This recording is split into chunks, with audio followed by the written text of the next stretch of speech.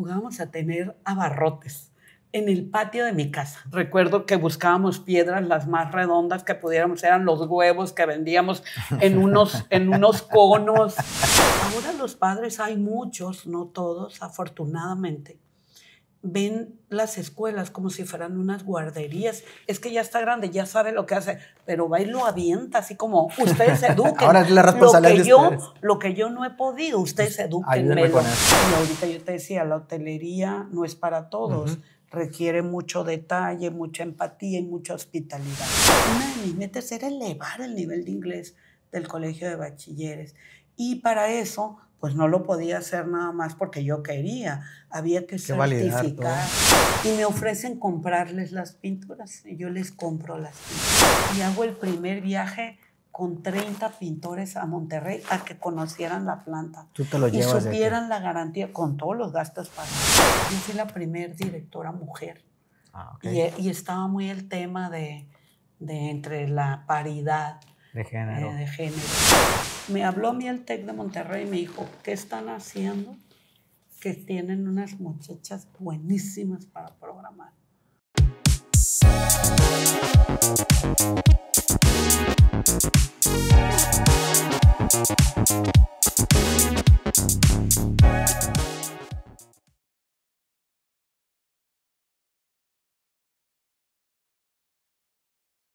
Bienvenidos a un episodio más de Tiempo de Gente Podcast con Sergio Romo. Quiero dar las gracias a Cabaña del Abuelo del Conejo en Surutato, Sinaloa, y a la Aurora Eventos en Guamúchil, Sinaloa, por ser nuestros patrocinadores. Y quiero decir a toda la gente que hace el favor de vernos que se suscriban al canal, que si tienen algún tema, algo que quisieran saber de esta región, algo en específico, con mucho gusto nosotros buscamos y les traemos ese tema que sea de su interés. Pueden dejar ahí sus comentarios.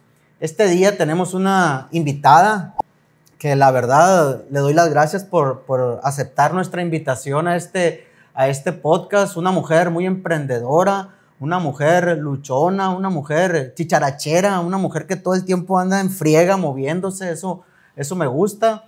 Quiero dar las gracias a Hilda Rosario Báez Añudo, cariñosamente Chayito Báez. Bienvenida, Chayito.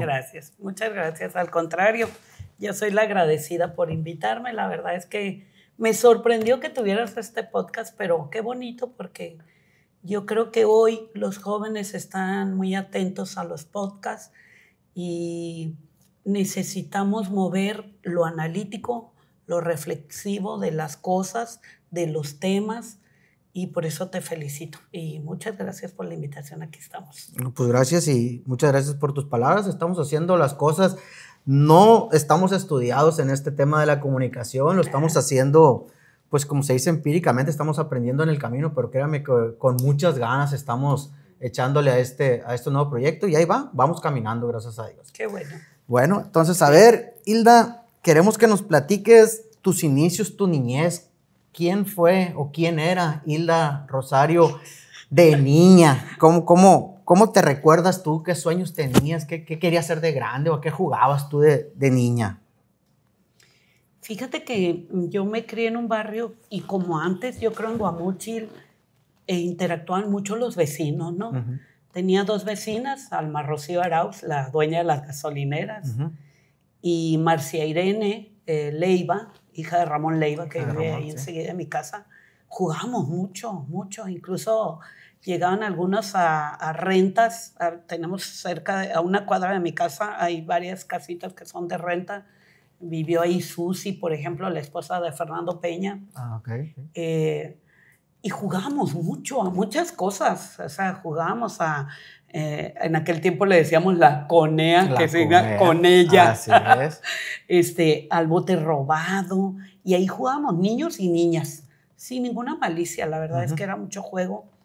Pero yo recuerdo algo que jugaba con mi hermana Dinora y a lo mejor sí creo que eso marca mucho la etapa de mi vida. Jugábamos a tener abarrotes en el patio de mi casa. Se vendían cosas. Se vendían cosas, pero lo curioso es que cómo la creatividad de un niño te llevaba a armar una tienda. O sea, poníamos jabas así, acostadas, paradas, en donde agarramos botes de lo que iba desechando mi madre, porque pues para la cocina, que latitas de chícharo, latitas de puré, y las poníamos.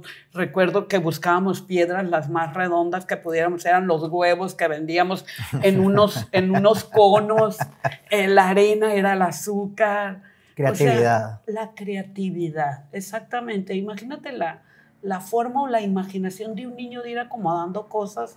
Entonces, jugábamos mucho a eso. Las hojas del dambimbo, que era el árbol ese que le soltaba unas bolitas, eran los billetes. O sea, teníamos como esa forma creativa de hacer un juego, ¿no? Y pasábamos toda la tarde. Entonces llegaba alguien a comprarnos, vendíamos, sacábamos cuentas.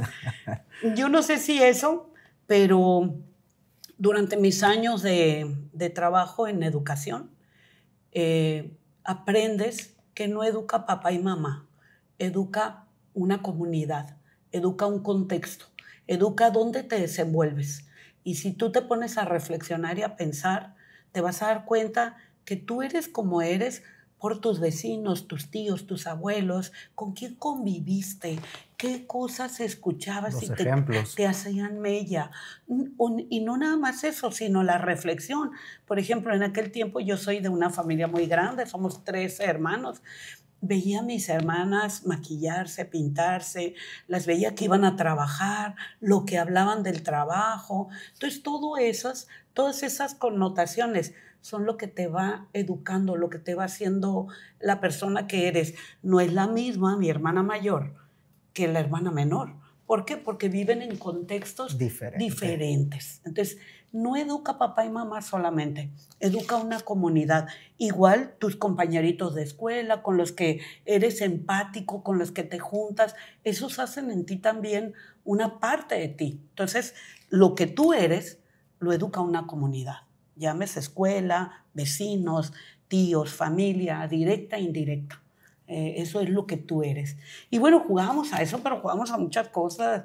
Iban saliendo las Barbies, era lo máximo tener una Barbie que decíamos con huesitos porque le doblábamos las piernas y se oía que tronaban los huesitos. Y había de todos tipos. Mi mamá un tiempo pues traía ropa americana y entonces nos traía Barbies, era lo máximo. Teníamos a las hijas de la Barbie, a la Barbie, luego salieron los Ken, o sea, era lo máximo, tenía un esposo ahí. Todos esos eran nuestros juegos. Y vinieron mucho las hijas de mis hermanas, que nosotros les preparábamos, tanto Dinora, mi hermana más chica, y yo, les preparábamos cosas para que ellas jugaran. O éramos las que guiábamos sus las tías juegos. Más grandes, pues. Éramos las grandes. Entonces, toda esa parte creo que es una parte formativa muy importante, muy bonita, sobre todo que te deja como valores de unión. Esa parte de unión, de empatía, de solidaridad entre las personas es lo que te va formando también estar entre tanta gente, ¿no? Y no nada más porque estuviera siempre gente con el ruido, no, sino que nunca estabas solo. Un día tenías a tus vecinas jugando, otro día tenías a tus sobrinas compartiendo también juegos, otro día mamá, papá jugaban a algo y te involucraban. Entonces esa comunidad es la que creo que es la formación que yo tuve, ¿no? Que agradezco muchísimo. Llena de errores y de aciertos, pero al final pues te forma, ¿no? Te forma. Entonces yo creo que me enfoqué mucho al negocio porque yo tenía abarrote cuando era chiquita, ¿no? Y lo inventaba totalmente. Y éramos vagos, la verdad es que de subirnos hasta el tanque del agua sin límite. A 2 cuadras ahí de tu casa. Al cuidado de Dios, porque antes creo que también esa libertad que había confianza entre los padres para toda la ciudad, te hacía también tener una libertad muy fuerte. A veces buscaba a la que vivía en el callejón, Claudia se llama, y nos íbamos a pasear en bicicleta. Yo me acuerdo que andábamos acá por donde estaba para acá, para la Cuauhtémoc, y se me hacía que andaba lejísimos de mi casa. Y luego en una bicicleta que me quedaba grande, me metía en el cuadro. Por el medio, Por el medio, así a darle. Entonces, toda esa parte es una parte de vagancia, de retos, de que sí puedo. y de aprendizaje, de creatividad, que son las cosas que te forman y que incluso ahora, si vamos a hablar de las nuevas generaciones, a veces los papás como yo tenemos culpas de que no les permitimos ciertas cosas libres porque tenemos miedo nosotros, no es el miedo del hijo, es el miedo de nosotros, ¿no? Entonces, a lo mejor les limitamos cosas. Pero hay otras cosas, hay gente que todavía hay una disyuntiva entre si son buenos los videojuegos o no, que hay niños que convulsionan, pero nadie ha probado que sea por eso. Ahorita yo veo un niño en Los Mochis, ahora que estuve trabajando en Los Mochis, que es uno de los muchachitos más ricos en el mundo. El primer juego que ganó $1 millón, le tiene una casa, carro, anda en un Lamborghini ahí en Los Mochis, y a causa de los videojuegos, ¿no? Entonces, a ese niño no le pegaron por jugar videojuegos, decimos nosotros en broma. A lo que voy es que esa parte de libertad también me formó, pero habría que ver hoy en las nuevas generaciones qué hicimos o qué estamos haciendo o qué no estamos haciendo, que a los niños son de otra manera, ¿no? Son de otra manera, sin juzgar, son de otra manera. Sí. Ahora, la tecnología también vino y cambió totalmente la forma de interactuar de ellos, ¿no? Ya ellos no tienen la necesidad de ir a buscar a un vecino para ir a jugar, para ir a correr, porque a lo mejor lo van a comunicar a través de un jueguito que está en línea en otro lado del mundo, ni siquiera es enseguida de su casa, ¿no? Que se presta a otro tipo de delincuencia, pero tiene también sus ventajas, ¿no? Hoy, a nosotros antes hablar de un extranjero, sobre todo si era cruzando el charco, que era de Europa, era wow, o sea, aquí estuvo un danés, o aquí estuvo uno de Holanda, o aquí estuvo un francés. Ahora eso es normal. Totalmente normal. Exacto. Simplemente el teléfono. En nuestra generación el teléfono pues en casa nada más. Exacto. Si te quieres comunicar de ahí, y si tú te ibas a la vagancia, ¿cómo te localizaban tus papás? Así es. No había forma. No había forma. Y te enseñas a cuidarte también. Tú solo, pues. Es correcto. Te da seguridad. Entonces, yo creo que aquí lo que nosotros debemos hacer como padres es aprender o capacitarnos en ver cómo podemos integrar esto nuevo con lo que nosotros experimentamos para transmitírselo a los jóvenes de buena manera y que lo puedan entender. Exacto.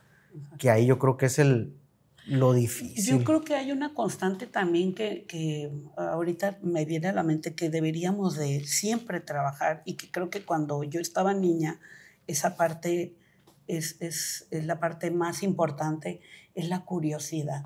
Siempre hay que promover. Los niños son curiosos, pero hay que darles elementos para que su curiosidad vaya en incremento o vaya dándole un rumbo para que, a ver, demuéstramelo, a ver, investiga, a ver, pregúntale al que lo sabe, o chécatelo, si es un niño con celular, revísalo.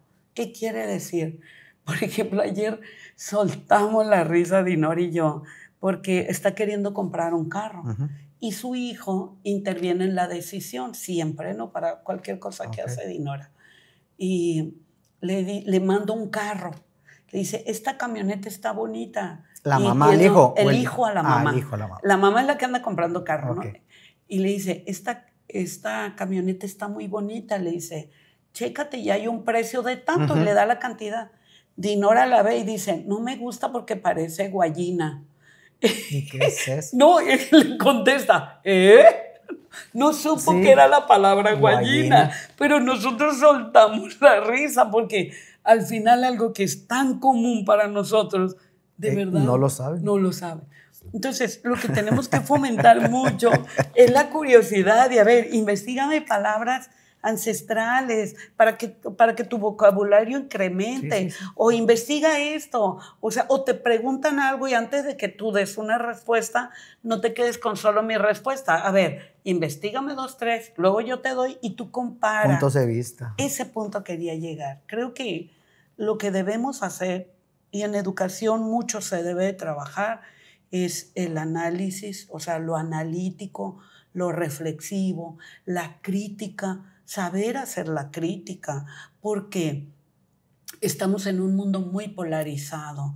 Incluso ahorita hay grandes filósofos que han sacado libros. Yo el año pasado, antepasado, mi hijo, el que trabaja para China, me regaló Infocracia, cómo la rapidez de la información nos está saturando, pero no nos hace pensar, nos hace tener ideas que nos venden y nos manipulan. Entonces dice, un país que tenga ese tipo de distorsión de información, lo que pierde es su democracia, el libre albedrío de decidir cosas con razonamiento, con lógica, con análisis, con reflexión.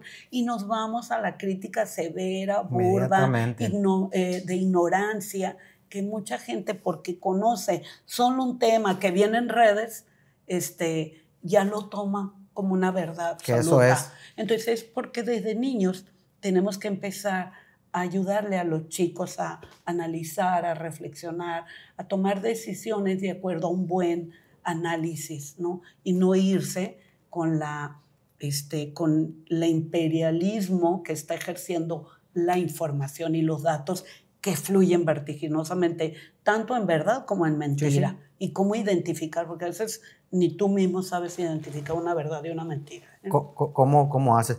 Luego, por ejemplo, ahora en las escuelas, vamos a investigar el tema que sea. Inmediatamente, y ¿sabes qué? Dame este tema, desarróllamelo. Te lo dan, pero ni siquiera se toman el tiempo de leerlo. Nada más lo imprimen. O lo copian y lo pegan. Sí, por eso, copiar, pegar, imprimir. Aquí está maestra, aquí está maestro. Pero no sabes lo que entregaste, entonces eso no sirve de nada. Es un a medias o vacío, porque no te entró nada de información, no tuviste capacidad de decidir tú si, cabrón, se me hace que esto no está bien, o sí está bien, oye, qué interesante. Nada. Y el maestro lo agarra, qué bonito trabajo, pero no lo invita a que le explique lo que viene. Dame un resumen, a ver, ¿qué entendiste de oye, esto? qué bonito artículo, qué bonito lo que acabas de hacer, el ensayo, la tarea, lo que sea. A ver, nada más que ahora dímelo tú con tus palabras. ¿Qué entendiste sobre esto? ¿Qué viste? Ese es el análisis. Entonces ahí es donde nos falta, yo creo. Nos falta estar trabajando. Más. Y no nomás los maestros. No, los maestros general es un ejemplo ahorita. Instructores, como dicen luego, ¿no? Pero la parte emotiva, la parte incluso la administración de las emociones. A ver, ¿por qué te hace enojar eso? Piensa. ¿O por qué estás tan contento? A ver, cuéntamelo. O sea, tenemos que ir cambiando como las formas que interactuamos con los niños, con los adolescentes, con los jóvenes, para irnos a un mundo con más conciencia. Y sí la tienen, ¿eh? Los jóvenes tienen mucha conciencia, a lo mejor en temas de derecho humano, en temas de ecología, medio ambiente, pero falta esa empatía con el ser humano, la forma de interactuar entre nosotros. La sociabilidad. Tú le marcas a alguien, yo me doy cuenta, yo le marco a mis hijos y parece que el teléfono les asusta. No contesta. Pero les mandas un WhatsApp. Inmediatamente. O sea, tienen problemas para comunicarse. Entonces, esa parte como que creo que eso, tenemos que volver más el mundo más social, más interpersonal puede ser. ¿Crees que se pueda lograr eso todavía? Sí, tenemos que cambiar formas, a lo mejor los stakeholders que se llaman en las empresas, es como quiénes van cambiando. O sea, si hay gente que cambia la moda, si hay gente que cambia la tecnología, ¿qué hacer para volver el mundo más humano, más sensible, más interpersonal, más respaldándonos entre nosotros los seres humanos y con lo que nos rodea del medio ambiente? Es cómo cuidamos el respeto al derecho ajeno, el respeto al otro, cómo cuidamos nuestro entorno con la limpieza, con cosas básicas, pero es porque no voy a sacar la basura el día que no vienen, porque mi basura no tiene por qué estarla viendo el de enseguida o el de enfrente. Cosas son básicas, son sencillas. O llamé a mi mamá para ver cómo estaba. Una plática. O voy para allá, aunque tenga que desviarme tantito. A mis hijos, o a escucharlos de vez en cuando. O sea, ese tipo de cosas. Hay gente que sí lo hace, obviamente, no se ha perdido, pero muchos no. Entonces, la mayoría. Entonces, la gente, los jóvenes, los chicos, a lo mejor buscan en las drogas algo que llene su estado de ánimo. Y puede ser depresivo, puede ser ansiedad, pueden ser diferentes males que hoy nos atacan por esa soledad, por esa desvinculación. Incluso antes el maestro adoraba a sus alumnos. Hoy es como ir a cumplir un trabajo y hasta me siento agobiado de que ellos me quieren hasta maltratar, les tengo miedo. O sea, existen muchas cosas que por esa tecnología y esa parte nos hemos dejado las cuestiones interpersonales. No quiere decir que todo está mal, ¿no? No. El que diga antes era mejor, en realidad es que se queda para enquistado en el tiempo. Sí, para nosotros estuvo bien, pero para las nuevas generaciones. Pero las nuevas generaciones es imposible. Ya es muy diferente. Entonces tenemos que buscar. En otras condiciones.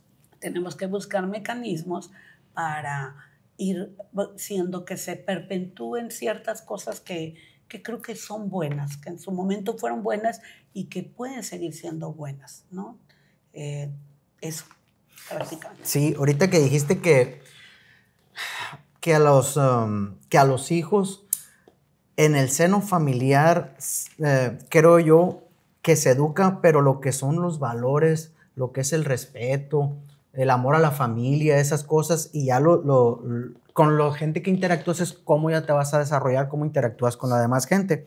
Porque yo he escuchado que dice que en las escuelas es donde te educan. Yo digo que no. En las escuelas es una orientación nada más, pero la educación viene desde tu seno familiar para el respeto, para el amor a la familia, para todas esas cosas.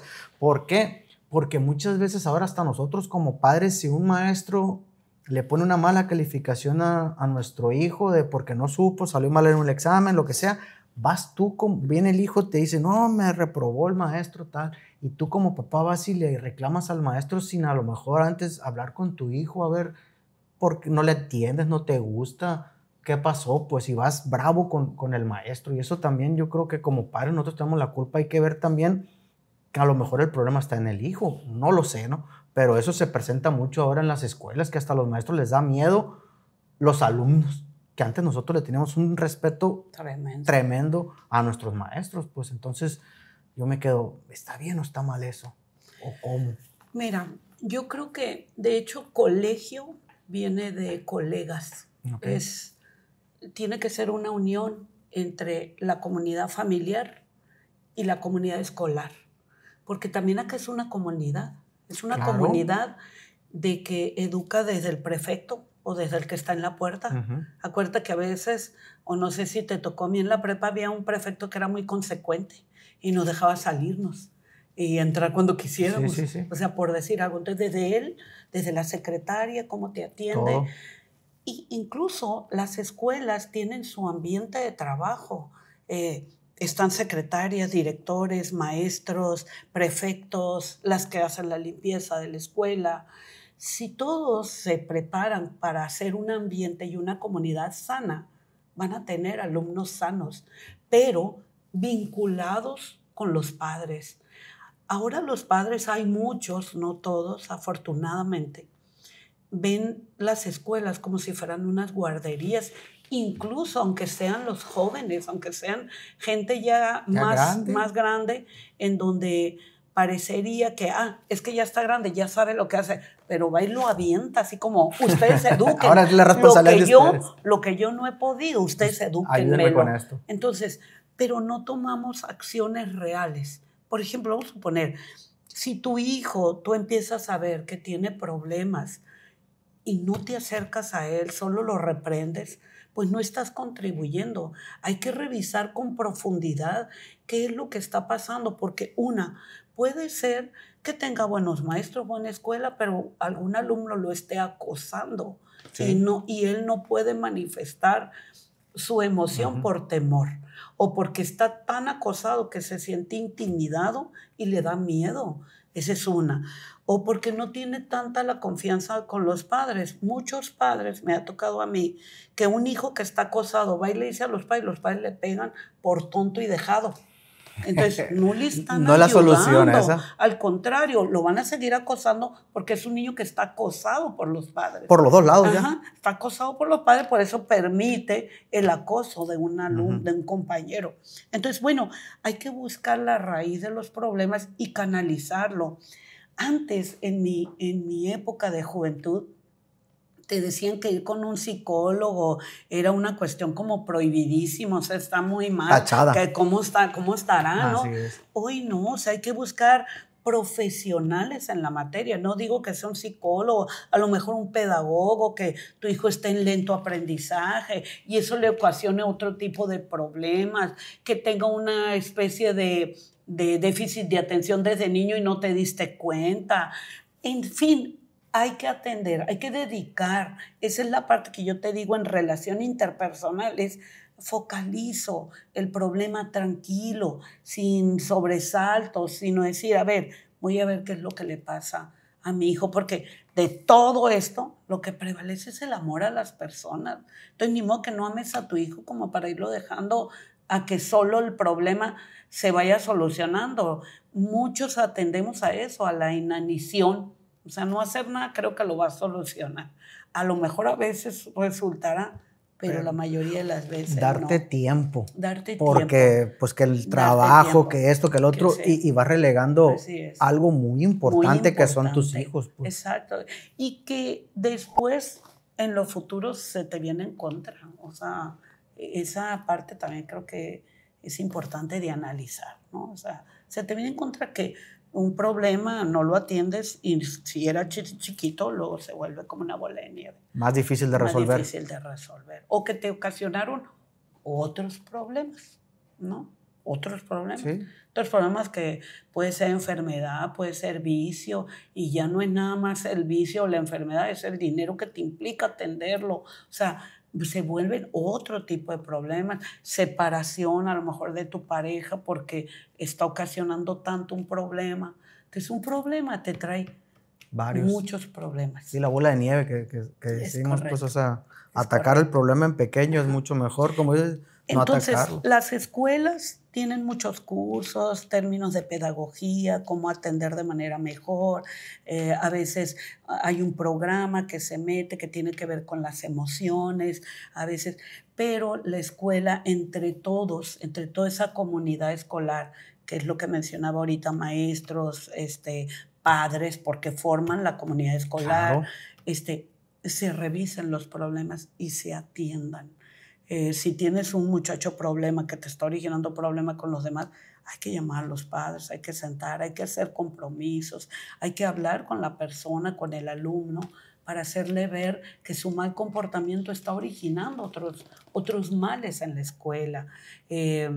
Entonces, sí, el maestro es un factor importante, pero no lo es todo, sino, vuelvo al inicio de la plática, es una comunidad, forma parte de un ecosistema que hay que trabajar entre todos para poder sacar la sociedad adelante. Una sociedad, México es una sociedad global, entonces queremos un México mejor, tenemos que empezar de generaciones en generaciones. Y depende de uno, ¿no? Ajá. A empezar con uno, creo yo. Exacto, entonces son generaciones tras generaciones tras generaciones. Hay que formar, hay que formar. El término de valor a veces siento que es como muy trillado porque es como, por ejemplo, si hablamos de los empleos, que ahorita vamos a hablar un poquito, no es una falta de valor, es una falta de, es una visión diferente. Si ahorita tú a un hijo, por ejemplo, el otro día una amiga me decía que no sabía cómo hacerle ver a su hijo el valor de la lucha que ella había tenido, el cómo tener hambre.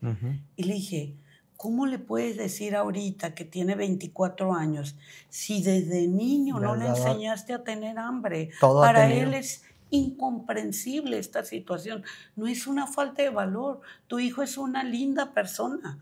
El problema es que él no alcanza a visualizar qué significa tener hambre. No lo alcanza a comprender. Nunca lo ha vivido. Y nunca lo va a comprender, de verdad.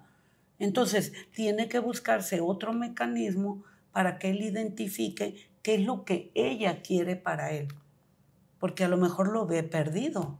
Y pueda que sí, que no sabe para dónde va, ¿no? Entonces esa parte es la que ahorita es la más compleja entre los padres y los hijos por la diferencia de generación.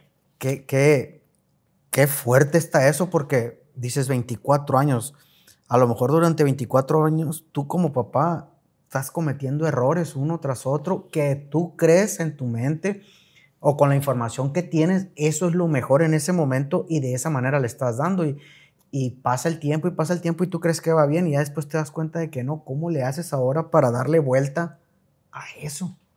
Entonces lo estoy perdiendo, lo perdí. ¿Cómo lo recupero? O sea, como padre te das de topes, dices, ¿qué hice mal? Todos nos preguntamos eso. Entonces, está muy fuerte eso. Muy fuerte. Entonces ahí te quedas reflexionando, lo que estoy haciendo, lo estoy haciendo bien. Es para pues, bien. A remangarse las mangas y entrarle al tema. Pues agarrar el toro por los cuernos, pues. Totalmente. O sea, y si no puedes solo, pero ayuda. Es voltear. Hay que buscar ayuda profesional. Porque no lo sabemos que antes no todo, había tanto, pues como ahora. Que no lo sabemos todo también. Hay Pues que buscar las personas correctas. Somos padres, pero no nacimos siendo padres o sabiendo ser padres. Y aparte lo que te aplica con uno te aplica con todos. Así es, tienes 2 hijos o 3 hijos y ni uno es igual. Los caracteres son diferentes. A uno le gusta una cosa, a otro le gusta otro.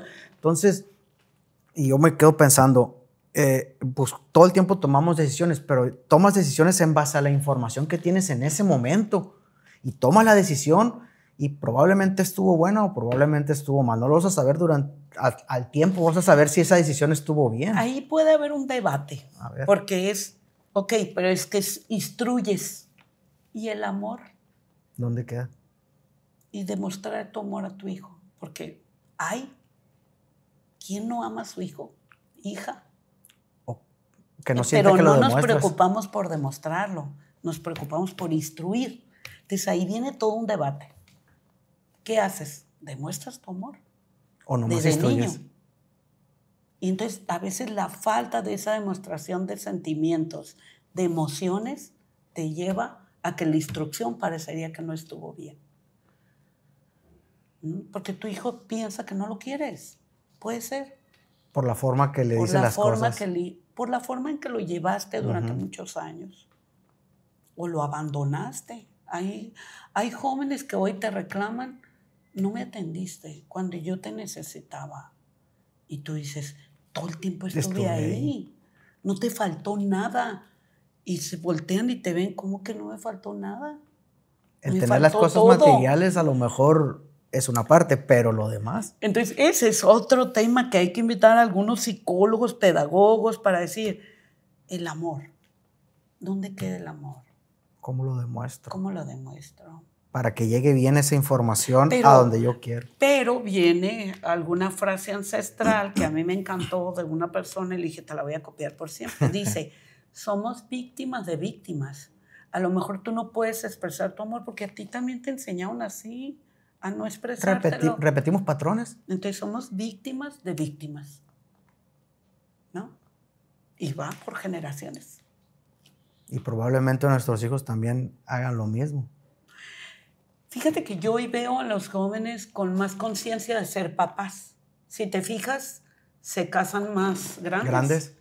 Y quieren tener hijos todavía más grandes y uno o dos. O perrijos, ¿no? Porque se sienten que no están preparados para tener hijos. Y eso habla del valor más responsable de las generaciones que mucha como gente lo critica, ¿no? Pero o las generaciones de antes, ¿no? Que tenían 10, 11. Hay más responsabilidad para eso. También es que las condiciones económicas no están y buscan más, que también lo vamos a ver en la forma de trabajo, buscan más el bienestar presente. La generación de nosotros vio el futuro.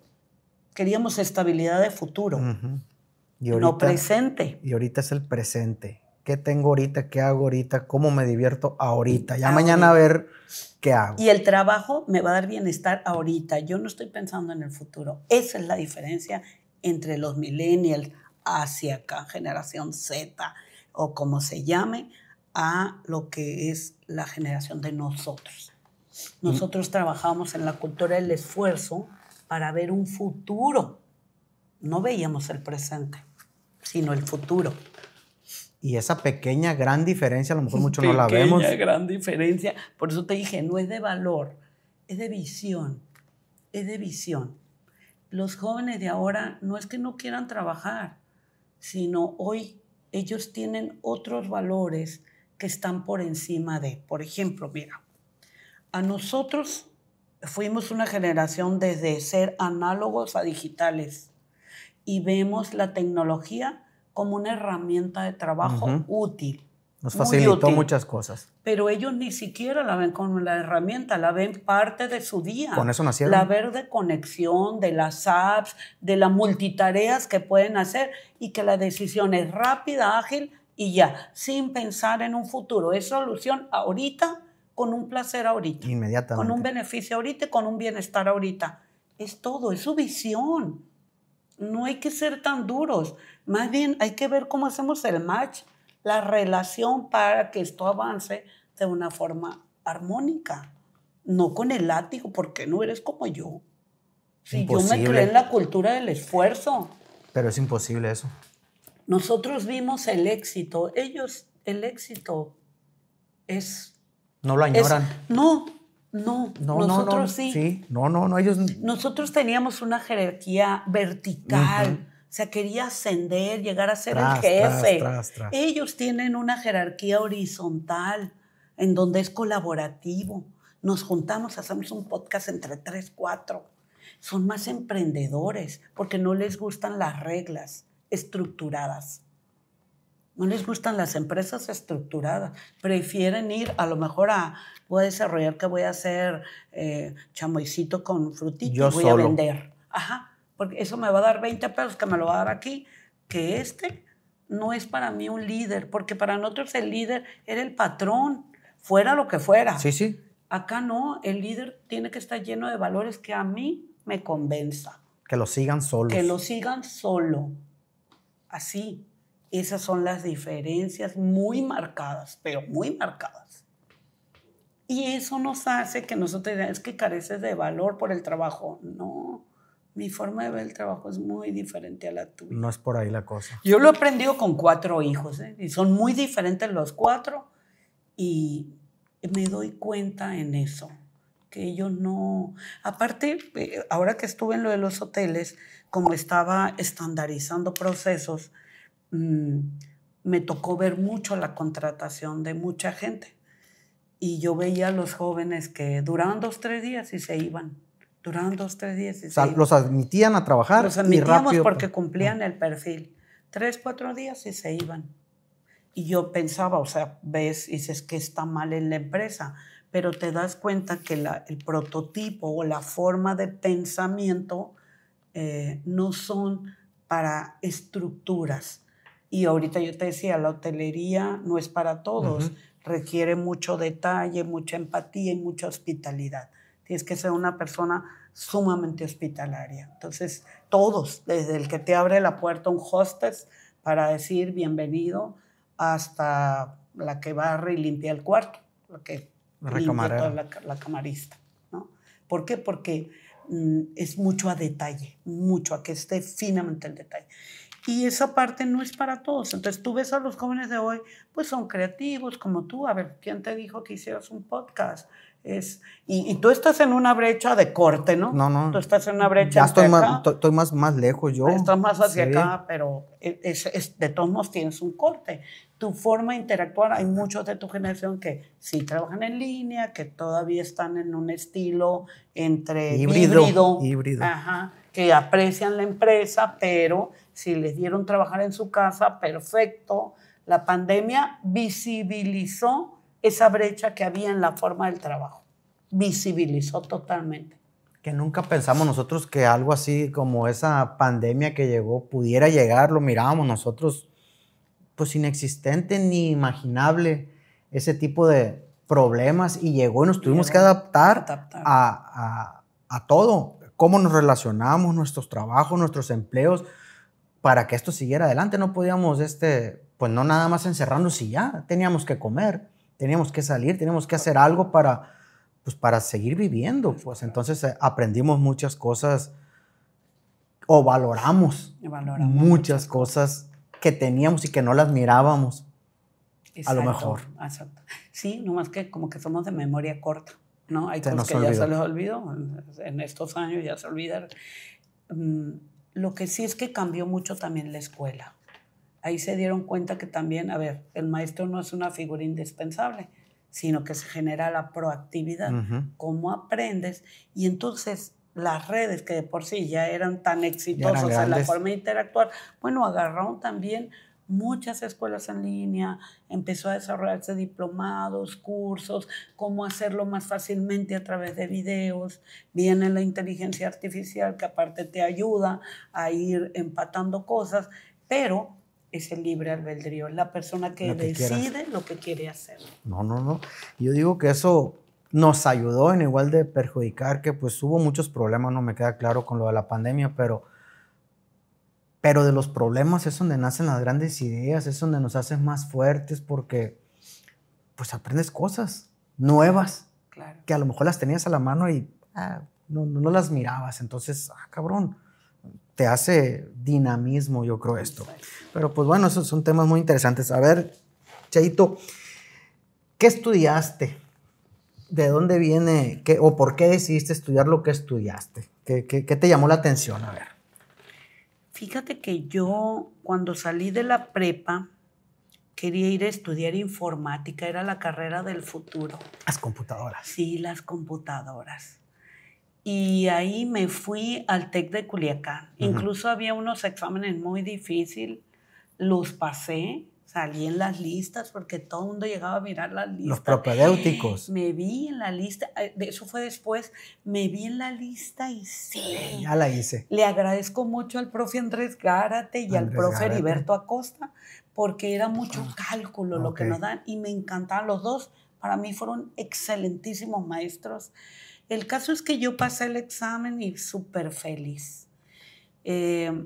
Pero ya irme a Culiacán, porque me fui a los cursos propedéuticos, esa parte de mi emprendedora, quería yo tener como mi dinerito, porque yo en la prepa, en la tarde trabajaba en despachos contables de mi cuñado Octavio Melendres.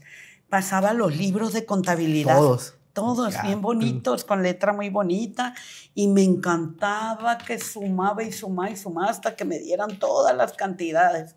Era fascinante para mí hacer eso, porque era como sumar tantas cuentas. Y que me diera.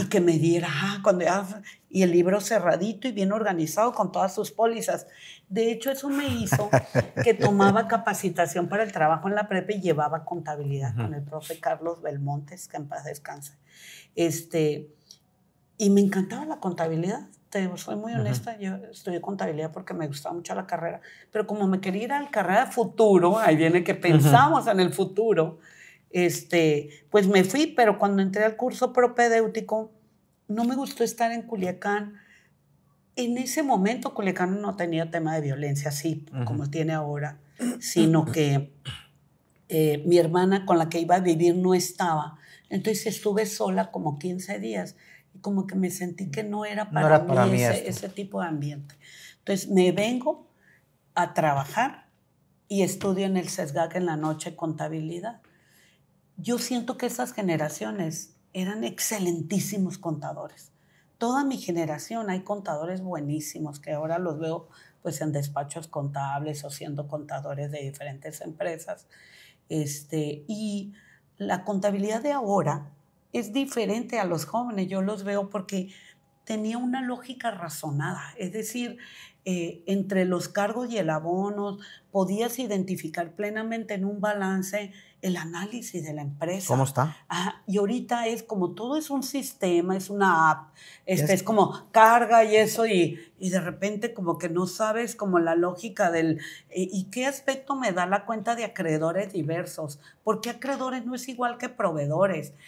Y el capital y los remanentes que estoy dejando. O sea, todas esas cuestiones ya no tiene como un análisis. Digo, a lo mejor sí, Pero es diferente. Pero es diferente, ajá, es diferente. Entonces, soy contador público de profesión.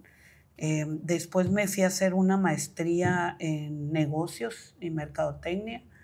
Tengo yo formación del ICAMI, que es altos niveles gerenciales. Ahí ves lo que me acabas de hablar, las skills soft, que son las habilidades blandas, liderazgo, comunicación, trabajo en equipo, coaching, logística.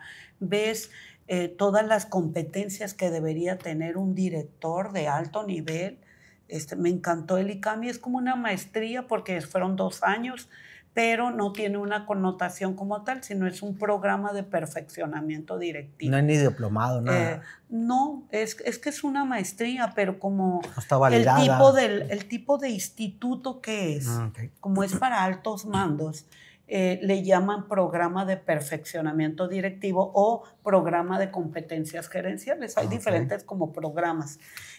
Lo hice, yo creo que ha sido uno de mis programas más que me ha ayudado a mí a una forma o un estilo de mando que tengo en los diferentes lugares donde he llegado. Y estudié con ellos mismos, pero a otro nivel en el IPADE. Ahí sí yo hice un diplomado de innovación de negocios. Lo tomé en la Ciudad de México. Fue un diplomado de 1 mes, en donde ahí yo empecé a ver, y fíjate, eso te estoy hablando hace como 15 años, los nuevos modelos de negocios como las microfinancieras, que hoy hay muchas, que Cubo, que todas esas iban iniciando en una forma de financiamiento. Venía también mucho la tecnología en los blockchain, todo lo que ahora para incluso certificar hasta un cuadro que tuviera la originalidad, cómo le dan un sello y que no puede ser rompible porque es una cadena de códigos, como códigos de barra, como el SAT, el timbrado, es como ese es un blockchain. Ya lo miraba, fíjate, yo en ese tiempo, y estuvo muy padre, me encantó, pero también era pues a otro nivel, que me ha ayudado en la toma de decisiones. Tengo que agradecer esas empresas. Y yo estuve como 1 mes en un diplomado en la Universidad de Cambridge. Esa ha sido, yo creo que una de las experiencias más maravillosas de mi vida, porque estuve internada en el King College, en el Cambridge, directamente en la universidad. De ahí pasamos a desayunos, comidas, cenas dentro de la universidad y tomamos las clases como a veces veo las películas, así como me encanta. Como auditorios. Así era la clase. Interactué ahí con mucha gente del mundo, con chinos, brasileños, peruanos, argentinos, franceses, españoles. Ese curso lo tomé porque fíjate que yo llevé un programa, y no me dejarán mentir todos los maestros que había en mi tiempo de COBAES, los certifiqué en los programas TKT. TKT es muy diferente saber inglés que enseñar inglés. Entonces, los maestros del COBAES tienen la certificación de ser maestros de clase mundial en la enseñanza del inglés. Nosotros teníamos que elevar, una de mis metas era elevar el nivel de inglés del colegio de bachilleres. Y para eso, pues no lo podía hacer nada más porque yo quería, había que certificar. Entonces hice como una alianza estratégica que me enseñó ICAMI, IPADE en esa toma de decisiones. Hice una alianza estratégica con Cambridge, directamente con la universidad a través de Cambridge, México, Cambridge University, para poder meter ese programa. La verdad, en ese momento fue un éxito. De hecho, ahora que estuve en los hoteles, llegó un muchacho que trabaja en Cambridge, México, y me felicitó y me dijo, a causa de ti, empezaron muchos colegios o escuelas del nivel preparatoria a hacer lo mismo. Y la verdad es que creo que México ha ido mejorando muchísimo el tema del inglés con los jóvenes. Y que era un acierto eso que tú hiciste. Tú abriste brecha para eso. Entonces, eso fue, la verdad, una de las cosas. Yo creo que sí. Y aparte, imagínate estar en la universidad, una de las más importantes del mundo, aunque fuera en un curso pero ya estuvo estuviste ahí. padrísimo. Fue una de mis experiencias más importantes en lo que es término profesional, le voy a llamar así, ¿no? Hicimos muchas cosas ahí, empezamos a trabajar la robótica con los jóvenes, inventamos como los clubes, para que si tú tenías habilidad de actriz, de actor, de diferentes cosas que fueran con un arte escénico, te fueras al club de artes escénicas. Si tenías para el deporte, pues el club deportivo. Si no te gustaba nada de eso, pero eras medio tecnólogo y te gustaba, te fueras al tema de robótica, de programación. Entonces estuvo muy padre porque les dimos como a los jóvenes a elegir como una actividad extracurricular que fuera el agrado de ellos, ¿no? Sin imponer, pues. Sin imponer. Entonces, esa parte fue dándole a Cobaes una reoxigenación del estilo y la forma que tenía como colegio. Pero cada director pues tiene su liderazgo, su estilo. Su manera de hay hacer. cosas que se dejaron, hay cosas. Creo que este fin de semana, no sé si ayer domingo o algo, siguió la carrera Píntate de Verde, la creé yo. Quise que todo el mundo saliera a correr porque a mí me gustaba mucho correr y era una forma de invita a tu papá, a tu mamá, interactúa como familia un domingo y corre, saca tu estrés, saca tu energía y poníamos metas, o sea, retos. Yo corro por poner como un rango, corro por lograr una mejor calificación en química, o sea, cosas tan sencillas. O yo corro para que mi familia siempre esté unida. O yo corro, era un reto personal, entonces es decir, cumplí los 5 kilómetros, corrí por este reto, ¿no? Podía ser yo corro para que Juanita me haga caso, o sea, tenías tu propio reto, porque yo le decía, o algo. Sí, tú te lo dabas para ti, no era como tu regalo. Y la verdad es que no la ha dejado ningún director, yo lo aplaudo eso, felicito, porque y pueden hacerse muchas cosas a partir de esa carrera. Ahora, a partir de ese momento también se vino muchas cosas de carreras. No había la carrera rosa, la carrera de los medios, la carrera de X, Y, Z, la carrera del Politécnico. Sí, ya las escuelas ya Entonces, lo hacen. Y porque es una metodología de promovemos el deporte sano, hazlo por un reto y corre. O Convivencia sea, familiar. El correr es uno de los deportes más baratos y más integrales, ¿no? Que te mueve ayuda. desde... Yo a veces corrí y se me ocurrían ideas muy buenas que las llevaba rapidito a cabo. Llegaba y las anotaba. Con tú mismo, pues al momento Sí, de correr vas... Porque tú vas solo, pues, o sea, aunque lleves compañía, pero no vas platicando a veces, no. Vas corriendo y se te ocurre, o al revés, tienes mucho trabajo y tu mente se va calmando, se va apaciguando. Eso es maravilloso. Es una terapia. Correr es una terapia. Muy bien. También estuviste trabajando en Grupo Unión, en ASBA.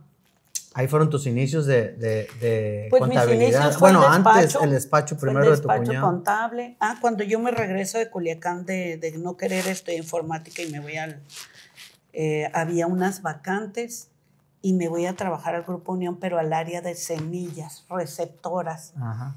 Fíjate que muy poca gente conoce, digo, los agricultores sí, o los que están en el medio agrícola, pero si le preguntábamos a un doctor, a un dentista, a un contador, ¿cómo es nuestro procedimiento de la comercialización de granos? No saben, a pesar que vivimos en una zona eminentemente la región agrícola. Me encantaba. Había veces que salíamos 1 o 2 de la madrugada porque había mucho trabajo en tiempo de zafra, pero eran procesos que estaban muy bonitos. Y mira, te lo platico así rapidísimo. Había cola de 40, 80 camiones de carga que iban cargados de semilla. En aquel momento se trabajaban 2 semillas, 2 ciclos, que en el de primavera-verano se trabajaba el trigo. En el mes de marzo, abril, captábamos todo el trigo de toda la región. Y en el tiempo de otoño-invierno llegaba el soya, que era en octubre, se recibía todo el soya que se captaba de toda la región. No existía lo del maíz. Se recibían, pero se evaluaba el tipo de semilla que llegaba porque se analizaba la humedad, grano quebrado, las impurezas que traía, porque lo cribado pues te daba, y el peso específico porque podía traer mayor peso y así también daba el pago, ¿no? Entonces recibíamos, lo mandábamos a bodegas que eran enormes, de 30,000 toneladas, 40,000 toneladas, y se hacía la comercialización, si era para el trigo, a las grandes empresas harineras, que estaban la mayoría en Ciudad de México y en Toluca. Entonces empezamos al proceso al revés. Primero era recibir, y ya durante lo que llegaba la otra temporada era puro embarcar en furgones a través de las espuelas de ferrocarril que se metían a las bodegas, se llenaban y se mandaban, ¿no? Pero quedaba garantizado un precio que era mucho mejor, era el tiempo de bonanza de los agricultores.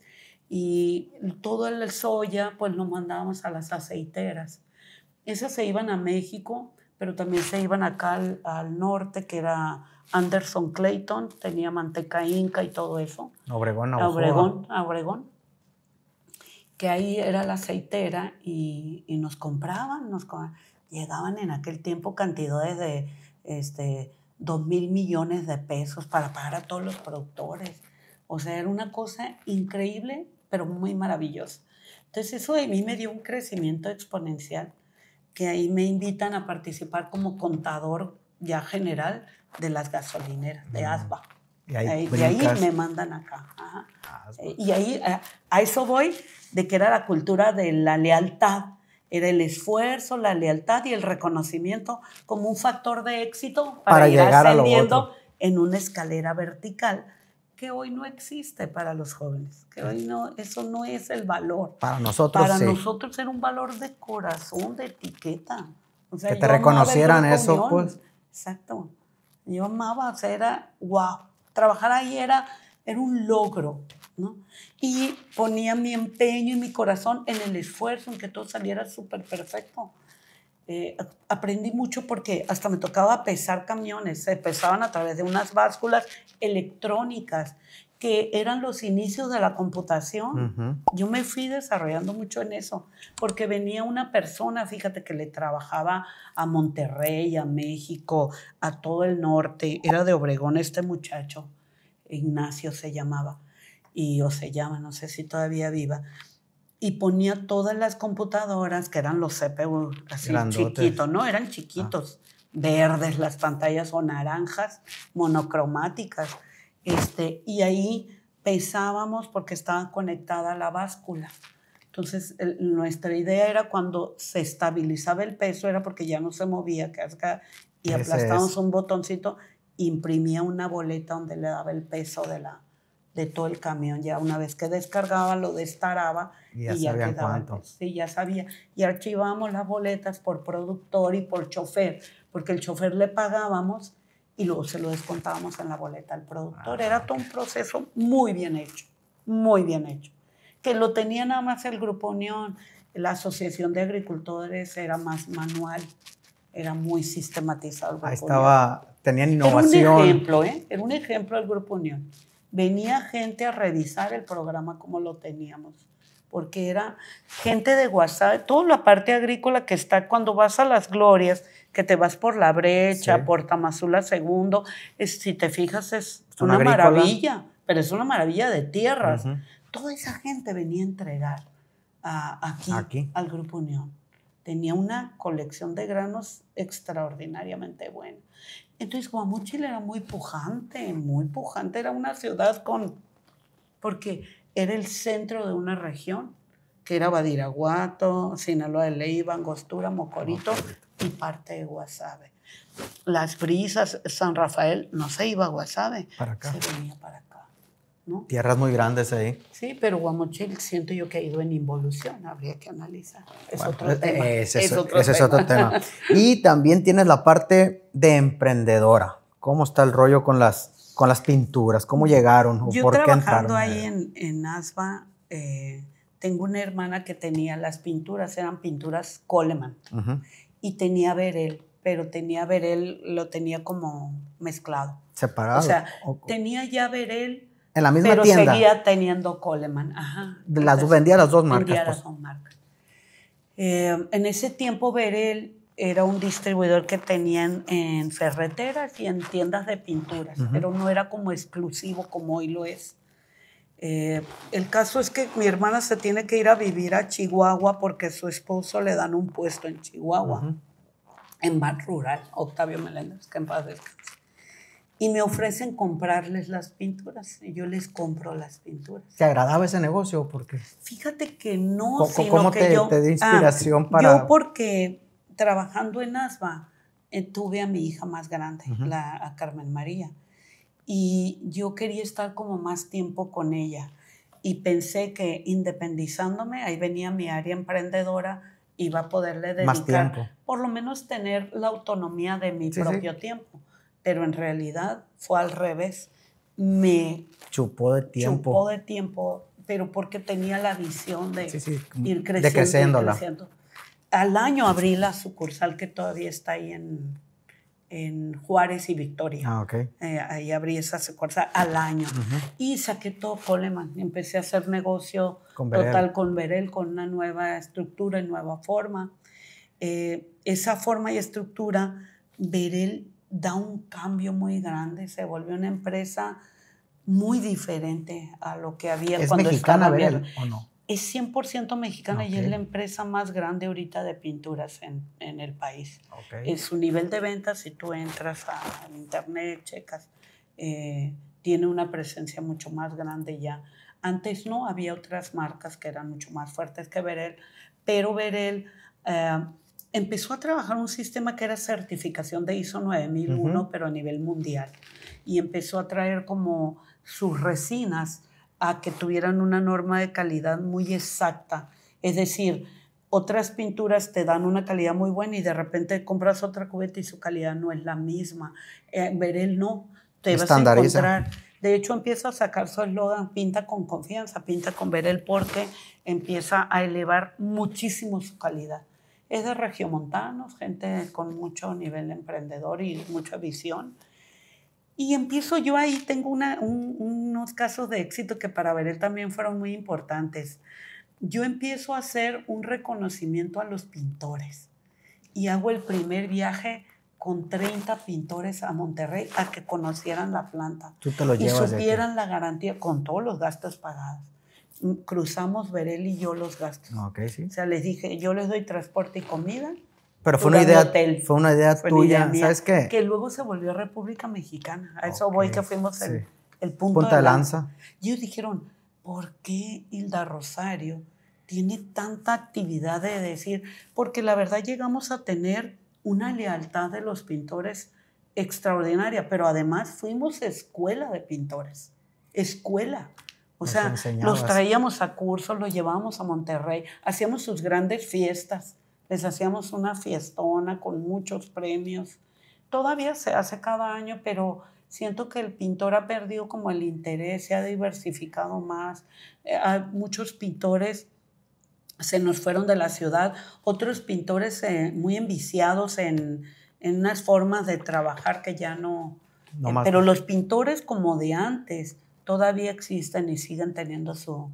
Hace poquito agarramos una obra muy grande en Mochis, y la verdad, como aprovechando que estaban ahí, estamos en lo de la estandarización y venía Windham a hacer una verificación. Y me dice el licenciado Valderrama, Hilda, que nos pinten 5 habitaciones, tráeme los pintores de tu negocio.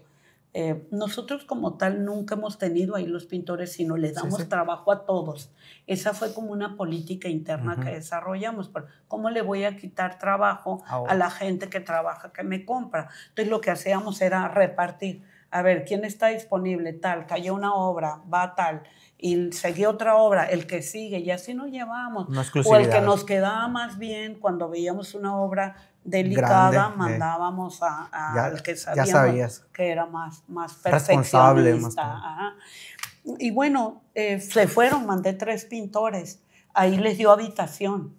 En 2 días me sacaron 5 habitaciones, pero hubieras visto la calidad del trabajo, porque había contratado pintores ahí en Mochi, yo no me metí en el tema para no cruzar como el interés, ¿no? Entonces, mucho lo hice eso en gobierno, ¿no? Nunca abastecí algo porque yo tenía un cargo, ¿no? Entonces, esa parte me quedaron impresionados de la calidad del trabajo. Y les dije, es Guamúchil.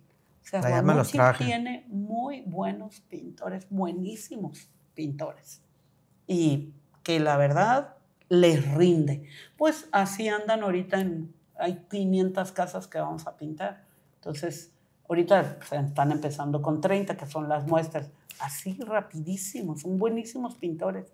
Y bueno, ahí hicimos nosotros brecha con Beret, en donde las fiestas, los viajes nacen a partir de Guamúchil como distribuidor. Esa visión que le diste tú, ese visión para pues tener a los pintores de tu lado, tenerlos contentos, enseñarlos, que nadie los enseñaba a trabajar, lo hacían a lo mejor todo igual y a lo mejor hay que tener una técnica para mejorar en todo eso. Fue acciones de lealtad, fíjate. Fue más que acciones como para la lealtad. Es como cuando tú tienes un hotel, viajas mucho y te dan los rewards, que todo el tiempo llegas puntos. Ahí. Era como, ok, tú eres mi cliente, yo te voy a apapachar, te voy a llevar a Monterrey.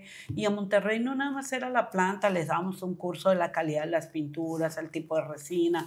Ellos compraban en tienda y podían llevarse otras marcas porque los pasaban a pruebas de ácido muy fuertes, unas maquinitas que pasa un cepillo lavando la pintura, lavándola, y se ve cuando truena una, cuando truena otra, el desgaste para que vieran la calidad. Y le decían, no estoy poniendo de aquí mi pintura para engañarte, tú traes de donde quieras y la veré donde tú la quieras comprar para que veas la calidad.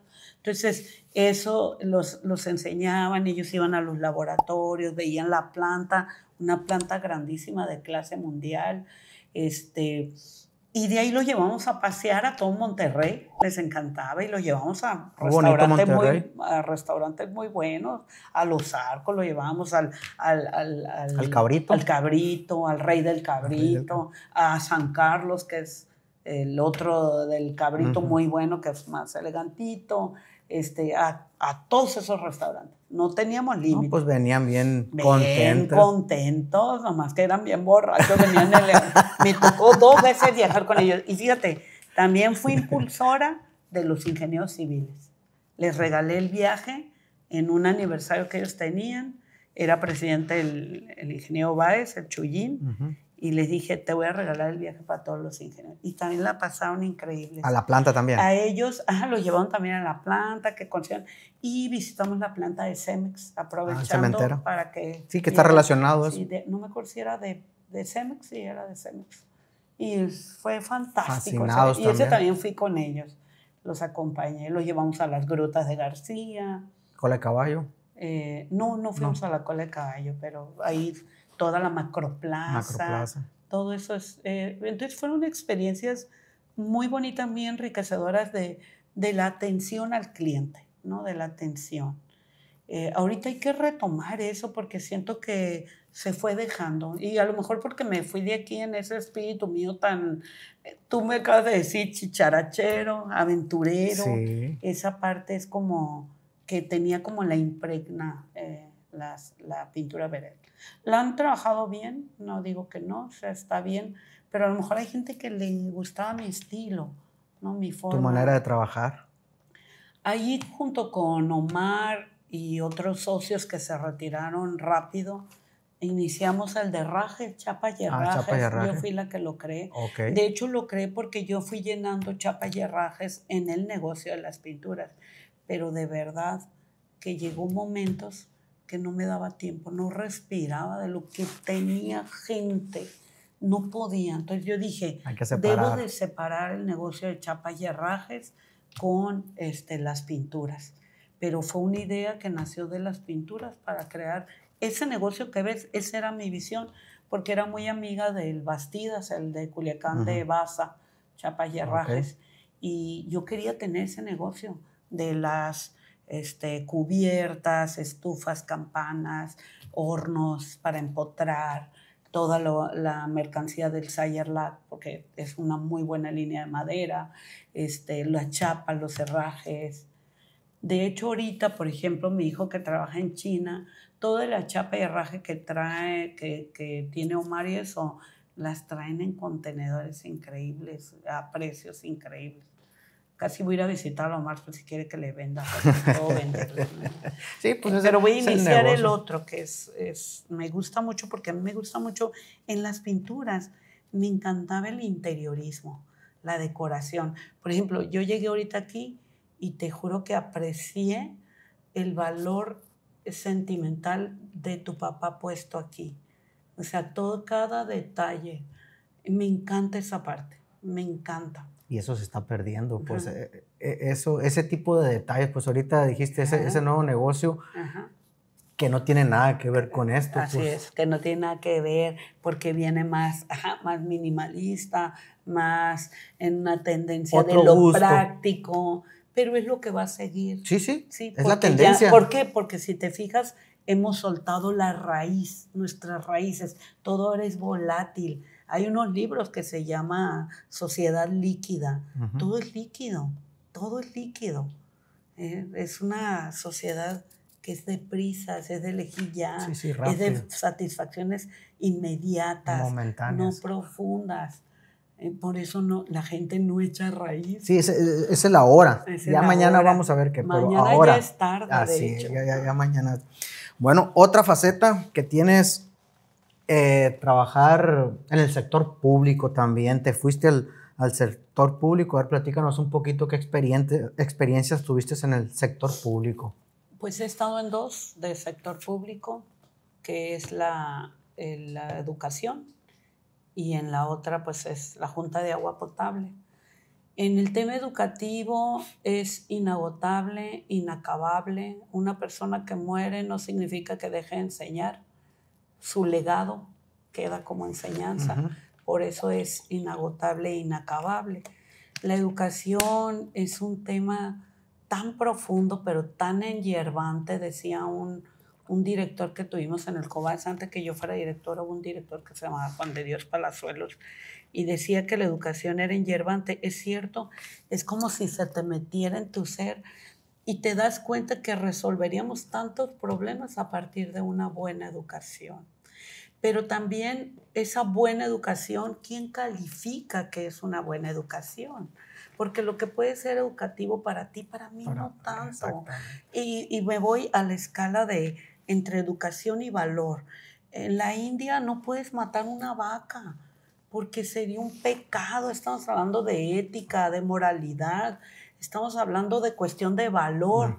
Entonces, aquí podemos matar una vaca todos los días, a cada minuto, y no nos sentimos culpables por ello, porque nuestros valores son diferentes, y a lo mejor en un aspecto es una falta de educación que tú golpes una vaca en la India, pero para nosotros no. Entonces, ¿qué es educación? ¿No? ¿Hasta dónde? Sin embargo,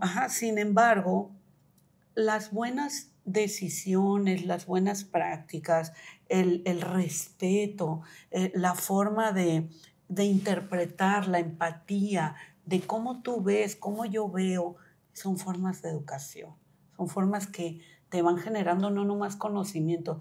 Pienso que las personas a mayor conocen cosas, interactúan con el mundo, con las personas, se van siendo personas mucho más sensibles, mucho más empáticas, mucho más, a lo mejor hasta más solitarias, pero más conscientes de lo que tienen que hacer y lo que es respetar la sociedad en lo general.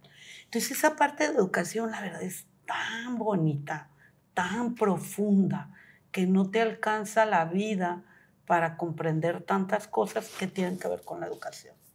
Y no estoy hablando de educación así como los valores, los mismos conocimientos. Por ejemplo, yo le decía, a ver, antes una persona culta era la que acumulaba un mundo de información. ¿Hoy qué es una persona culta? La que dispersa la información, yo creo, el conocimiento. La que puede ser la que la transmite, o que también entre los libros, entre buscar, entre el análisis, entre la crítica, una crítica razonada. no una crítica para golpear, sí, porque no, quiero no, que no, muestren no, que no, yo no. soy. Ándale, ahora, la educación tiene que ver despojarte mucho de egos.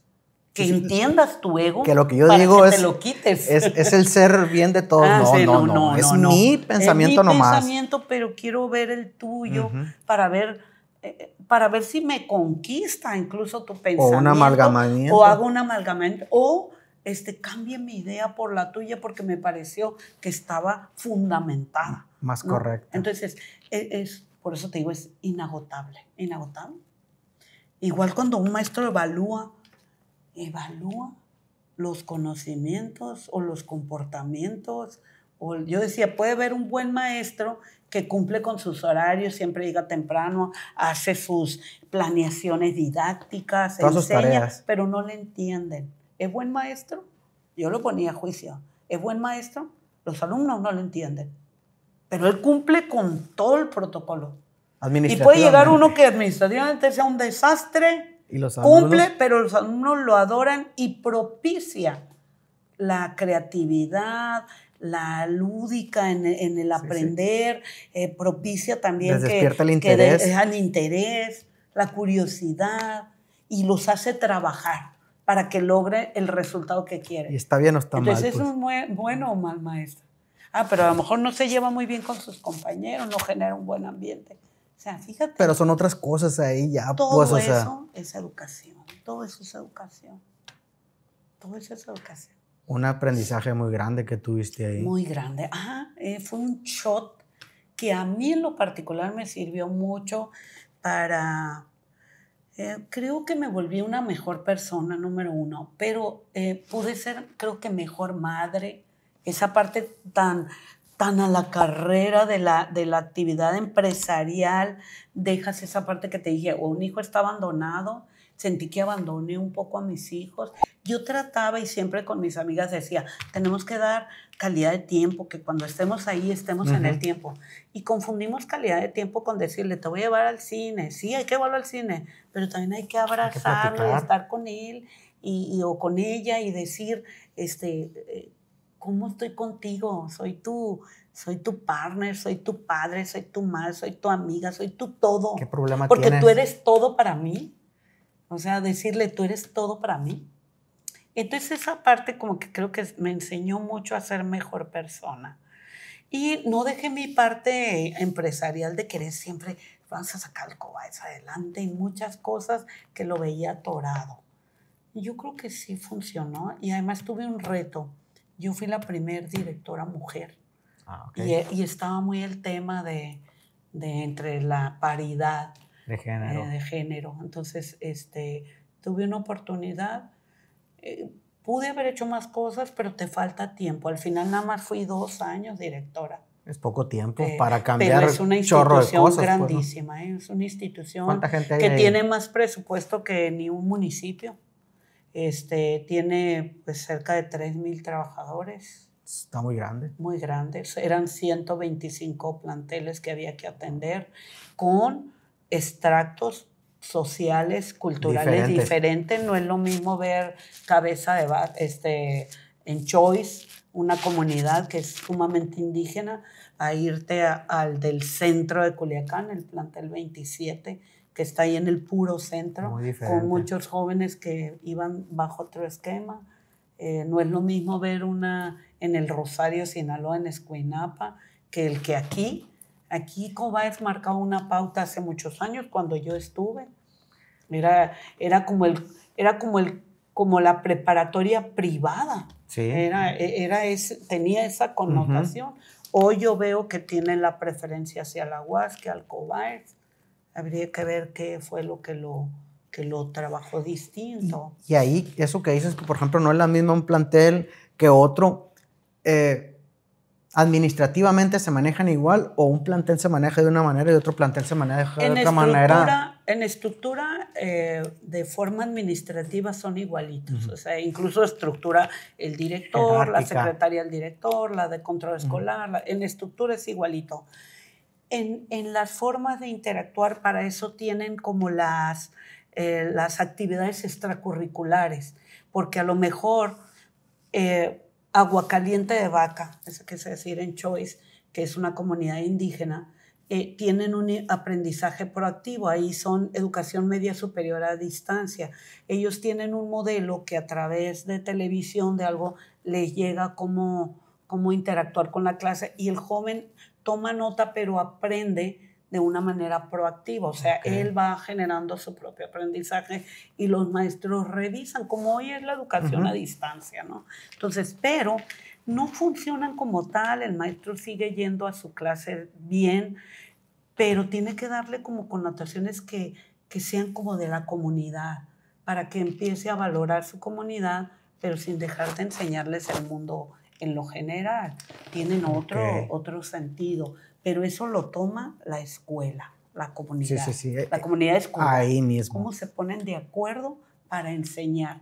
Y no es lo mismo que el plantel 27 o 26 de Culiacán, que están saturados, hay más de 1000 y tantos alumnos, pero que los maestros sí van su clase y se salen y punto, ¿no? ¿Qué hay de extracurricular? Pues el deporte, las actividades que están acostumbrados los jóvenes ahí. Normales. Normal. Hacer un ensayo, si les quería dar la que es de literatura, los puede poner a reflexión, pensamiento. Nosotros nos unimos había 2 cosas que me gustaban mucho.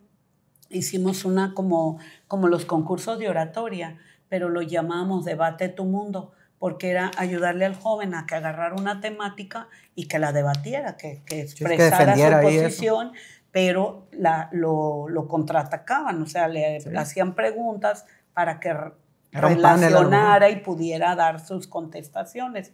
Era como un debate, pero con aspectos primero de oratoria para que luego debatiera. Entonces esa parte también creo que la hicimos junto con el Instituto Estatal del Estado de Sinaloa, el IES electoral del Estado de Sinaloa, para que los jóvenes junto con el IES se enseñan a hacer como reflexiones y debates críticos, ¿no? Entonces estuvo muy padre también esa alianza ahí. Creo que todavía se lleva a cabo. Hace poquito un amigo que trabaja ahí me dijo, Hilda, te vi en una reunión que tuvimos en Cobás y está ahí tu fotografía, dice. Y dijeron que tú eras la que habías iniciado ese tipo de programas. Ajá. Entonces, eso también estaba padre. Era otra área, como la área de literatura, de crítica, de reflexión. Muy interesante. Cosas muy buenas que dejaste entonces en Cobás. Cosas buenas, sí, la verdad, sí. Se le dio una vuelta al Cobás. Lo certifiqué en el Sistema Nacional de Bachillerato. Metimos 46 planteles. A nivel república nos volvimos, después de uno de Guanajuato, el segundo lugar nacional en más planteles certificados. Pero dejaron eso atrás, tal vez porque ya no se volvió como una política pública. Esas eran políticas públicas dirigidas para ir llevando por un camino de orden, de formas estandarizadas, cómo llevar tu información desde el plantel, cómo llevar las planeaciones didácticas. Grabábamos la hora clase del maestro para ver que el maestro cumplía con un protocolo de la clase. Hicimos todo eso y eso fue la certificación. Vinieron a evaluarnos. De hecho, metí un plantel al nivel 1, al nivel máximo, fue uno de Mochis, pero justamente yo salí, vinieron a evaluarnos, salimos bien, me avisaron que había salido bien, yo salí y como a los 3 semanas le dieron la connotación que ya estaba aprobado para el nivel 1. Hicieron un evento como a los 3, 4 meses, un evento muy grande que era el primer plantel con el nivel 1, pero a mí me tocó hacerlo, más que a mí no me tocó recibir. Sí. Que no hiciste importa, el proceso, no pero se hizo. Sí, se hizo. No importa, ahí el trabajo era hacer los planteles, mayor número de planteles con el nivel 1. Con eso empezábamos, ¿no? Pero ya fue cuando yo salí y me voy a CECITE. Y CECITE es un subsistema que a nivel nacional tiene un gran prestigio, es lo que tiene. A diferencia de Cobás que tiene, allá los jóvenes van para terminar una carrera técnica, para hacer una carrera técnica y ponerse a trabajar. Entonces, lo que llevé yo al CECITE primero fue ordenarle, porque lo creó el gobierno de Mario López Valdés cuando iba a salir. En octubre del 2016 se crearon los CECITES. Hay 5 CECITES. ¿Son a nivel estado o es nacional CECITES? Hay a nivel nacional, pero Sinaloa no tenía. Ah, ok. Es que te platico un poquito la historia. Aquí había el CECIT. El CECIT. Bueno, el CECIT se volvieron federales, que se fueron a la Dirección General de Bachillerato, se llama la DGB. DGT. A la Dirección General de Escuelas Tecnológicas, la de CETIM, tiene DGTA, son la suma de varias que eran como las tecnológicas. Y desaparecen del Estado, o sea, se vuelven federales, únicamente federales, que a ellos les llega el dinero federal a través de la secretaría que administra, porque había Estado. una dirección, sí, pero es federal. Entonces cambia de CECIT y se vuelve CEBETIS, que se vuelven a las CEBETIS, CEBETAS, a todos esos, ¿no? Centros de bachilleratos tecnológicos e industriales. Okay. Entonces desaparecen los CECIT, desaparecen, se quedan federales, pues se llaman CECIT. Y todos esos que había en el país, en unos estados dice el Estado, no, son preparatorias de éxito, déjenmelos. Yo me voy a quedar con ellas. Entonces se vuelven CECITES, o sea, de los estados. Okay. Pero Sinaloa no se queda. No se queda con ninguno. Hay uno en Mochis, por ejemplo, se llama CECIT y pertenece a la federación. El CECIT, así le llaman. Entonces, estos son CECITES. Entonces, el CECITE se lo trae Gómez Monarres en el gobierno de Mario López Valdés en octubre. Yo salgo en enero del siguiente año, fue cuando cambia Quirino por Maloba, y a Quirino es cuando le tocó operarlos. Entonces, pero de octubre se crean y medio mal, o sea, así como inician. ¿Arrancan pues? Sí, sin bien definidos los maestros, sin bien definidas sus plazas. ¿Con 5? Con 5 planteles. Okay. Está uno en Mazatlán, 2 en Culiacán, 1 en La Cruz y 1 acá me tocó, 4, y me tocó crear el de Aluey, que es un éxito, pero no tiene edificio propio, opera en la secundaria, que hasta el momento no se le ha construido. Desde el primer momento nos asignaron un terreno a los ejidatarios, pero hubo un problema ahí con un señor que no se quiso salir. El caso es que no se estuvo deteniendo eso. Y el gobernador pues no te da dinero en lo que no hay bien definición del plantel, de la tierra. Bueno, el caso es que lo que tiene muy bonito ellos es que son formaciones muy técnicas, muy buenas, tiene un gran prestigio, no hay que dejarlo caer, porque a veces, aunque tengan un gran prestigio, si el Estado no trabaja en eso que te digo, el ambiente escolar, y generando resultados óptimos en jóvenes que al egresar se les vea su desarrollo, porque estuvieron en una escuela que los preparó adecuadamente, no prosperan con la misma privilegio, con el mismo prestigio que tienen otros estados de la República, ¿no? Tiene que ir a la par. Estados que el del CECITE se van directo a las universidades tecnológicas porque los plebes van súper chistes. Como navajitas. Nada más que, por ejemplo, a mí me tocaba ver maestros que me decían, hombre, Hilda, los alumnos que nos están saliendo ahorita traen un alto sentido de programación extraordinario. Incluso, fíjate, concursamos en un hackathon que hace Culiacán, lo hace el gobierno municipal, y unas chicas buenísimas porque tienen que programar en 48 horas una aplicación. Me habló a mí el TEC de Monterrey y me dijo, ¿qué están haciendo? Que tienen unas muchachas buenísimas para programar. Y como yo tenía muchos amigos ahí en el TEC de Monterrey, me fui, me reuní con ellos, me llevé a unos maestros del CECITE y le dije, estamos trabajando estos programas y estamos haciendo esto. Y la verdad es que se estaba trabajando en un programa que aparte le diera a algunos la oportunidad del bachillerato dual, pero no de jugando. Me fui con la comunidad alemana a México para poder desarrollar con ellos un programa donde se fue todo CECITE nacional, los que querían levantar la mano, nosotros levantamos la mano para colocar alumnos en las empresas y ahí estuvieran aprendiendo. Ya ellos nada más van a clases el viernes para ya tomar todos los apuntes de otras cosas, historia o algo, pero ir a llevarlo en línea. Y eso me hizo, en el currículum que tú viste, hice un diplomado en la náhuatl, que se llama Educación a Distancia. yo ya puedo hacer un programa para poderlo llevar totalmente en línea. Ahí aprendí muchas herramientas muy padres como Genial y Canva, cómo hacer revistas digitales para en vez de un libro les hago una revista con lo que yo quiero que tengan.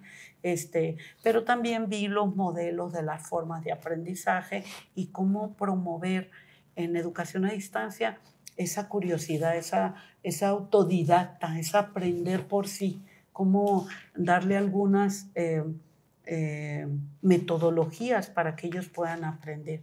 No más que yo ya me quedé, ya fue cuando me fui a la Junta de Agua, pero eso quedó para mí. Sí, súper claro. padrísimo, me encantó. De hecho, quiero hacer mi doctorado en línea para poder ir también cruzando entre lo que aprendí en el diplomado de la náhuatl y a ver cómo aprendo yo. Que yo ya me volví más aprendiz de línea, O sea, siento que no necesito un maestro enfrente, puedo, pero sí me gusta la asesoría. Pues es que es muy importante. Ya la iba a iniciar, ahí tiene la agua de un doctorado muy interesante en administración, pero ando viendo ya opciones ahora que me vine a echar a andar ese negocio, pero también porque tenía como que ganas yo ya de bajarle un poquito pues. A la actividad. Hacer cosas que me gustan, quiero empezar a rodar, quiero ir a buscar al club de los ciclistas, porque aquí en Guamochil hay nivel. Quiero correr, veo que hay canchas de pádel, me encanta el pádel. Voy a ir a buscar porque como son de 4, 2 y 2, quiero ir al pádel. Quiero ir al pádel a jugar. Eso era la siguiente pregunta.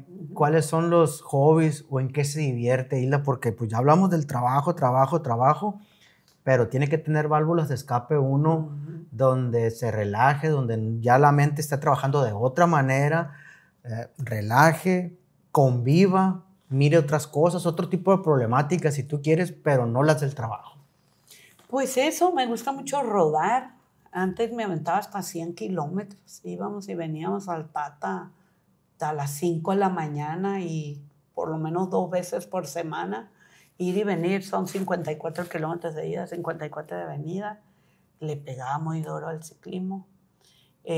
Cuando me fui a Mochis dejé, porque me llevé las bicis, intenté ir a Topo, me dio miedo ver unos carros que, como es muy recreativo, había mucha gente tomada que venía amanecida. O no tienen tanta la educación vial como Culiacán. Culiacán, la verdad, mis respetos. Y no fui, me empezó a dar miedito. Te calmaste ahí. Y como voy sola, como que me iba sola. Entonces, dejé. Tengo como 3 años que no pego ciclismo. Lo retomas rápido porque es cuestión de disciplina, ¿no? Quiero unirme al club, tengo que ir a buscar con quién para irme, porque los clubes son que de repente haces cosas como actividad, pero de repente van 3, 4 los que siempre les gusta unirse. Y pues corrí maratones, me aventé unos medios maratones constantemente durante 5 años. Iba al de Mazatlán y al de Culiacán. El de Mazatlán es en diciembre y el de Culiacán es en enero. Los dos me aventaba. Es más, casi siempre en mi cumpleaños, yo cumpleaños el 21, me tocaba que había maratón un día antes o un día después. Y yo decía, de mi cumpleaños, vámonos de maratón. Y esas cosas, la verdad, me gustan mucho, independientemente que me relajen o algo, me gustan, son hobbies muy bonitos. Como no podía hacer en Mochis ambas cosas, porque Mochis tiene algo. Si yo no corría a las 5 de la mañana, yo ya no puedo correr porque no me daba el tiempo para llegar a la oficina temprano, es muy puntual para llegar a la oficina. Entonces, pero a las 5, vieras que Mochis tiene demasiada humedad, que no ves de lo que hay neblina. Y no veía. Y la verdad, se pone peligroso, totalmente oscuro. Entonces no me animaba a irme a correr. Y en la tarde, yo ya salía tarde, que no. El último año nos cambiaron el horario a las 4 de la tarde, que yo dije, ya voy a empezar a correr, pero fue cuando ya salí. Entonces, a los Ironman me empecé a ir ¿no hiciste? ¿Cuál? Ironman. No. No le pegaste a ese. No le pegué a ese. No le pegué a ese. Por ejemplo, a mí casi no me gustan los gimnasios. No me gusta estar encerrada Sí tengo pesas en la casa cuando yo ya estoy como que me siento bien ponchadita, voy a hacer tantita pesa. Pero yo de ir al gimnasio, fíjate que conmigo truenan los gimnasios, no sé por qué, no he intentado, pero no me llama tanto la atención. Prefieres al aire libre. Prefiero el aire libre. Y ahí en Mochis, como no podía hacer eso, pues me agarré con pádel y agarré unas amigas que se llaman las retas privadas, que haz de cuenta son 2, pero va rotando como un carrusel. Juegan 2 con 2 y la que pierde se sale y siguen 2 y siguen 2. Entonces se iba elevando el nivel porque no querías perder. No, pues claro, te querías quedar. Todos los martes había retas privadas. Empezamos desde las 6 de la tarde, terminamos a las 10 de la noche y jugar. Porque eran como 3 canchas. Entonces la que perdía se iba con las otras que perdían y hasta que quedaba, era como un torneo. Sí. ¿No? Cada martes un torneo. Hasta que quedaban las últimas 2 finalistas se ponía bueno. Muy bueno, muy bueno. Un saludo para las de Mochis porque buenísimas y mucho jugamos pádel. Estaba súper padre eso. Está muy en auge ahorita lo que es el pádel. Sí. Bueno, Isla, algo que quisieras agregar, la verdad son pláticas yo creo que muy interesantes, muchos temas que tocar que nos puede dar yo creo para mucho más tiempo. Sí. A lo mejor puede haber una segunda, a lo mejor ya con temas específicos, pero algo que quisieras agregar. Pues nada, el tema era hablar del trabajo de las nuevas generaciones con lo otro, pero pues muy agradecida que me hayas invitado. La verdad es que yo lo que quisiera dejar huella en las personas que me rodean es que aprendan a ser analíticas, críticas, consigo mismo y con los temas, no con las personas. No es crítica a las personas, a los temas, ver la configuración de lo complejo que es el ser humano, de que vivimos en una sociedad en la que se ha despersonalizado eso, de la buena convivencia, de las buenas pláticas. Esa parte creo que es interesante, en vez de hablar del vecino, de la amiga, de lo falsedad a veces de lo de afuera, es como criticamos lo de adentro y nos ayudamos a ser mejores personas. Esa parte creo que es la que me gustaría mucho que las personas que me rodean vean que hay muy bonito en eso muchas cosas. Hay que leer mucho, hay que estudiar mucho. Si esto nos da como muchas cosas, pues hay que analizar. Ahí está la información. ¿No? Hay veces que yo veo gente que le dan, pero a ver quién tuvo tal fiesta, a ver quién tuvo... Como que son cosas como muy superfluas y en eso nos prendemos. Eso vende mucho. Bastante. Entonces, hay que irnos a lo que no se vende, pero que realmente tiene un gran sentido acá, ¿no? Entonces, esa parte es la que es bonita y que, pues, que algo tenemos que hacer. Incluso yo digo, cuando yo me retire, me jubile, tengo que parte de mi recurso darlo en una parte altruista eso. Me gusta mucho el arte también.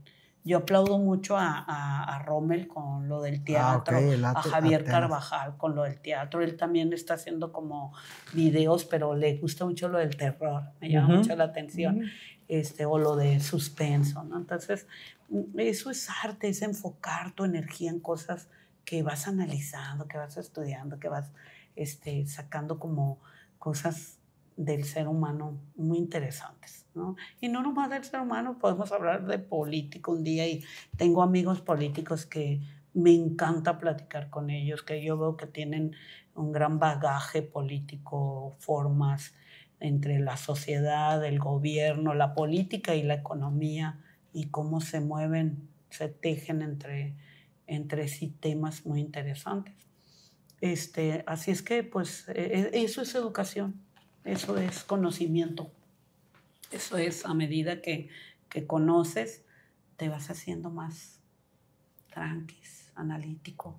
Te da un panorama más periférico, amplio. No lineal. No lineal. Exacto. No te enganches con la infocracia que dice un filósofo nuevo, Bui Jun, que estamos tan saturados de la información que perdemos la capacidad de reflexionar, porque nos manipulan a través de la información. Lo primero que leemos creemos que eso es lo correcto o lo que está bien y no tenemos el hábito de investigar otra cosa sobre el mismo tema, a ver qué piensa la demás gente para ya después hacer, yo creo, un análisis y sobre ese análisis ya formarse uno un pensamiento de eso, que el pensamiento es de uno, no quiere decir que ese mismo pensamiento sea lo mismo para otras personas, pero pues ya nos... Y también que las edades, ¿no? No es lo mismo que tú le pidas eso a un joven, claro, ¿no? Pero ¿cómo encauzas al joven a que tenga buen criterio? Sí, que analice, que pues. analice, hay que ayudarlos, ¿no? Es algo, bueno, pues muchas gracias, plática.